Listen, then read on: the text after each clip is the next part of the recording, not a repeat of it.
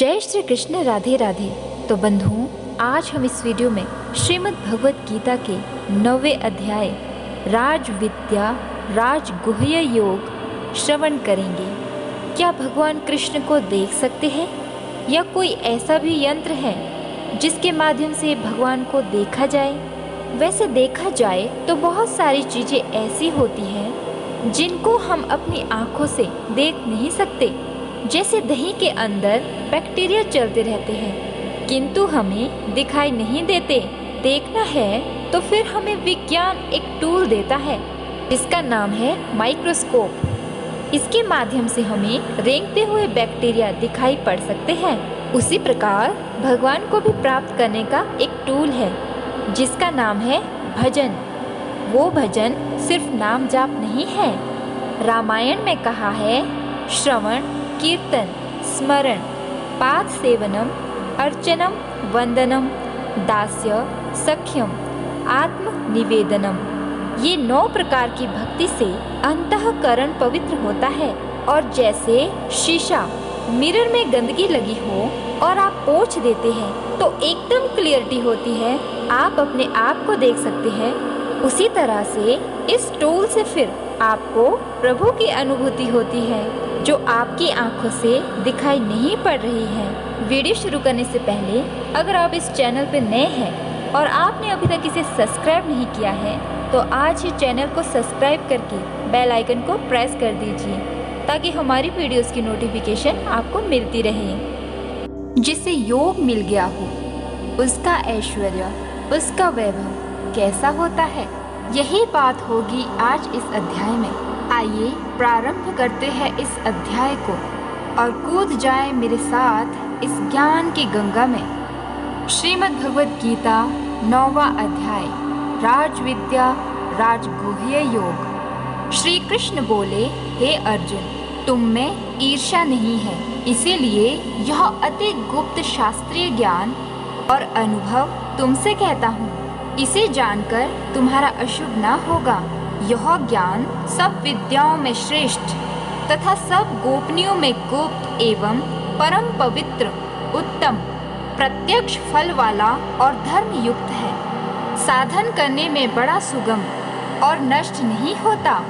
हे परंतप, इस धर्म पर जो श्रद्धा नहीं रखते वे मुझे नहीं पाते और इस मृत्यु युक्त संसार में बार बार लौटते हैं। मैं अव्यक्त हूँ और मैंने ही ये सब जगत प्रकट किए हैं। सब प्राणी मुझ में स्थिर हैं किंतु मैं उनमें नहीं हूँ। मुझ में सब भूत भी नहीं है। मेरा यह ईश्वरीय कर्म देखो। मेरी ही आत्मा सब भूतों का पालन करती हुई भी नियत नहीं है।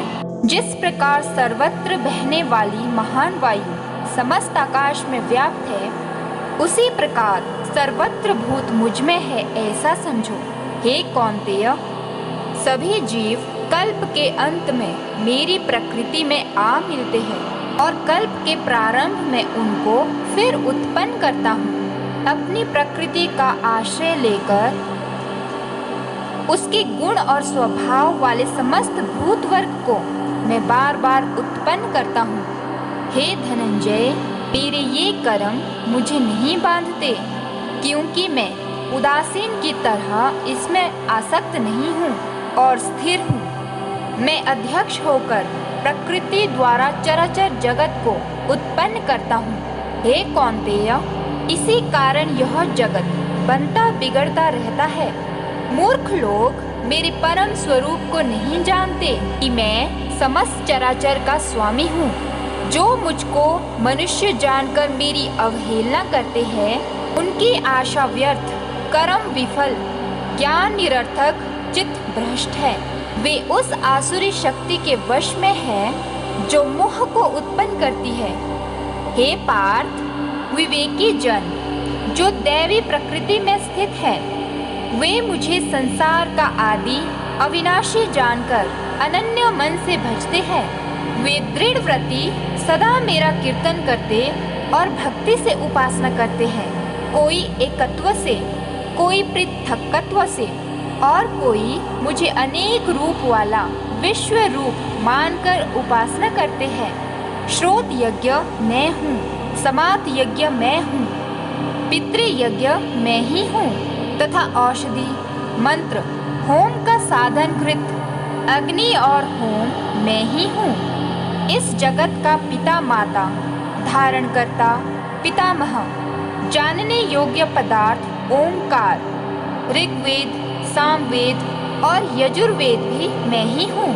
गति, पालन करता, प्रज्ञ साक्षी, निवास स्थान, रक्षक, मित्र, उत्पन्न करने वाला, संहार कारक, आधार, प्रलय स्थान और अविनाशी बीज मैं ही हूँ। मैं सूर्य रूप से तपता हूँ, मैं ही वर्षा रोकता हूँ, मैं ही वर्षा करता हूँ तथा हे अर्जुन, मैं ही अमृत और मृत्यु भी हूँ तथा सत और असत भी हूँ। तीनों वेदों के ज्ञाता, सोम पीने वाले पाप रहित यज्ञ द्वारा मेरी पूजा करके स्वर्ग चाहते हैं और इंद्र के पुण्य लोक में पहुंचकर स्वर्ग में देवताओं के योग्य दिव्य सुख भोगते हैं। वे उस विशाल स्वर्ग लोक में दुख भोग कर पुण्य के क्षीण होने पर फिर मृत्यु लोक में आते हैं। इस प्रकार तीनों वेदों के यज्ञादि धर्मों का पालन करने वाले, भोग की इच्छा रखने वालों का आवागमन होता रहता है। जो अनन्य भाव से चिंतन करते हुए मेरी उपासना करते हैं, उन नित्य योगियों के योगक्षेम अर्थात स्थान, भोजनाच्छादन से इनकी मैं रक्षा करता हूँ। हे कौन्तेय, जो दूसरे देवताओं के भक्त है और श्रद्धा से उन्हें पूजते हैं, वे भी मेरा ही पूजन करते हैं, परंतु यह पूजन विधि पूर्वक नहीं है। सब यज्ञों का भोक्ता और स्वामी मैं ही हूँ। जो मेरे इस व्रत को नहीं जानते हैं, वे आवागमन से नहीं छूटते हैं। देवताओं के पूजने वाले देवलोक को प्राप्त होते हैं। पितरों के पूजक पितृलोक को पाते हैं। यज्ञादिकों के पुजारी यज्ञ लोक को जाते हैं और मेरा पूजन करने वाले मुझे प्राप्त होते हैं। भक्ति से पत्र, पुष्प, फल या जल जो मुझको अर्पण करता है, उस शुद्ध अंतःकरण वाले व्यक्ति के भक्ति से दिए हुए पदार्थ को मैं बड़ी प्रसन्नता से ग्रहण करता हूँ। हे कौन्तेय, जो तुम कहते हो खाते हो, वह सब मेरे अर्पण करो। ऐसा करने से कर्म बंधन रूप शुभ अशुभ फलों से मुक्त हो जाओगे और संन्यास योग में युक्त होकर मुक्त व मुझको अवश्य पाओगे। मैं समस्त भूत के समान हूँ, ना कोई मुझको अप्रिय है ना प्रिय। जो कोई मुझको भक्ति से भजता है, वह मुझ में है और मैं उसमें हूँ। यदि कोई दुराचारी भी हो और अनन्य भाव से मेरा भजन करे, उसको मैं साधु ही मानता हूँ, क्योंकि उसने उत्तम मार्ग ग्रहण किया है।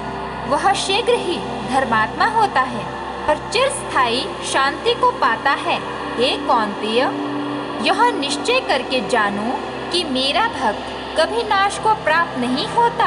हे पार्थ, मेरा आश्रय पाकर नीच कुल में उत्पन्न स्त्रियां, वैश्य और शूद्र भी उत्तम गति को पाते हैं।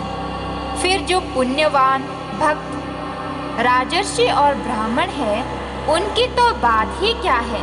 अतः इस नाशवान और दुख भरे संसार में जन्म पाकर तुम मेरा ही भजन करो। मुझ में ही मन लगाकर मेरे भक्त बन जाओ। फिर मेरी पूजा और मुझे नमस्कार कर मुझ में लौ लगाए रहकर मुझ में ही लीन हो जाओगे। तो बंधुओं, ये था श्रीमद् भगवत गीता का 9वां अध्याय राजविद्या राजगुह्य योग। और आप श्रीमद् भगवत गीता के 9वें अध्याय का महात्म्य श्रवण करते हैं। श्री नारायण जी बोले, हे लक्ष्मी, दक्षिण देश में भाव सुशर्मा नामक शूद्र रहता था। वह बड़ा पापी और मांस मदिरा आहारी था। जुआ खेले, चोरी करे, पर स्त्री रमे।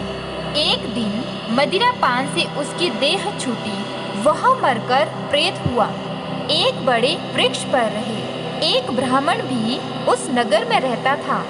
दिन को भिक्षा मांगकर स्त्री को लाकर देवे। उसकी स्त्री बड़ी कलहनी थी। समय पाकर उन दोनों ने प्राण त्यागे।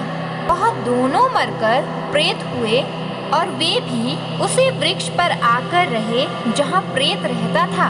वहाँ रहते रहते कुछ काल व्यतीत हुआ। एक दिन उसकी पिशाचिनी ने कहा, पुरुष पिशाच, तुमको कुछ पिछले जन्म की खबर है? तब पिशाच ने कहा, खबर है, मैं पिछले जन्म में ब्राह्मण था। तब पिशाचिनी ने कहा, तूने पिछले जन्म में क्या साधना की थी जिससे तुमको पिछले जन्म की खबर है? तब उसने कहा, मैंने पिछले जन्म में एक ब्राह्मण से आध्यात्म कर्म सुना था। तब फिर पिशाचिनी ने कहा, तूने और कौन सी साधना की थी? वह ब्राह्मण कौन था और वह आध्यात्म कर्म कौन सा है इसके सुनने से तुझे पिछले जन्म की खबर रही? पिशाच ने कहा, मैंने कोई पुण्य नहीं किया, केवल गीता जी का श्लोक श्रवण किया है। उसका प्रयोजन यह है, एक दिन अर्जुन ने श्री कृष्ण से 3 बातें पूछी थी जो गीता जी के 9वें अध्याय में लिखी है। वह 3 बातें पिशाचिनी ने पिशाच से श्रवण करी। इन बातों के सुनते ही एक और प्रेत वृक्ष से निकला। उसने कहा, अरे पिशाचिनी, यह 3 बातें फिर से कहो जो अभी सुना रही थी। पिशाचिनी ने कहा, तू कौन है? मैं तुझे नहीं जानती, मैं अपने पति से पूछती हूँ। वह कर्म कौन सा था जिससे पिछले जन्म की खबर रही? इन बातों के सुनते ही प्रेत देही छूटी, तत्काल देव देही पाही, स्वर्ग से विमान आए, उन पर चढ़कर वैकुंठ को गए। श्री नारायण जी ने कहा, हे लक्ष्मी, यह 9वें अध्याय का महात्म्य है। तो बंधुओं, ये था श्रीमद् भगवत गीता के 9वें अध्याय का महात्म्य। मिलते हैं अगले अध्याय में, तब तक राधे राधे।